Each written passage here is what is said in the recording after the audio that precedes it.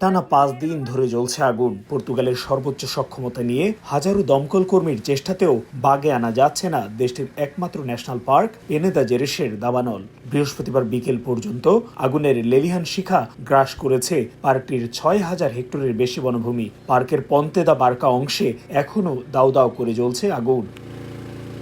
তবে এরোকা, নিশা, গন্ধমার, আলেন্তেজো, সিনফায়েস সহ কয়েকটি স্থানে আগুন অনেকটা নিয়ন্ত্রণে আনতে সক্ষম হয়েছে দমকল বাহিনী। কয়েকদিনের দাবানলে এরোকা, পন্তেদা বার্কা ও পেনামাকোরের পুড়েছে 15,000 হেক্টরের বেশি জায়গা। এরোকাতেই পুড়েছে 6,000 হেক্টরের বেশি এলাকা।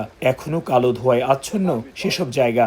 নির্দিষ্ট এলাকার পর আগুন যেন আর না ছড়ায় তা নিশ্চিতেই এখন কাজ করছে ফায়ার সার্ভিস। দমকল কর্মীদের চেষ্টাকে স্বাগত জানিয়েছে দাবানলের কবলিত এলাকার বাসিন্দারা। আমরা দেখেছি আগুন নেভাতে কতটা চেষ্টা করছে দমকল কর্মীরা। তাদের এই চেষ্টার কারণেই আমরা এখনো নিরাপদ বোধ করছি। তাদের পাশে দাঁড়াতে আমরা তাদের জন্য কিছুটা খাবার নিয়ে এসেছি।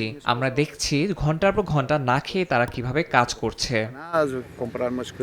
অন্যদিকে স্পেনের কাসেরেস ও এভিলার দাবানলও নিয়ন্ত্রণের বাইরে। দেশটির মিলিটারি ইমার্জেন্সি ইউনিটের নিরলস চেষ্টাতেও নিয়ন্ত্রণে আনা যাচ্ছে না কাসেরেস অঞ্চলের দাবানল। এরই মধ্যে পুড়ে ছাই হয়ে গেছে 2,500 হেক্টরের বেশি এলাকা। তীব্র বাতাসের কারণে বাগে আনা যাচ্ছে না এভিলার দাবানলও।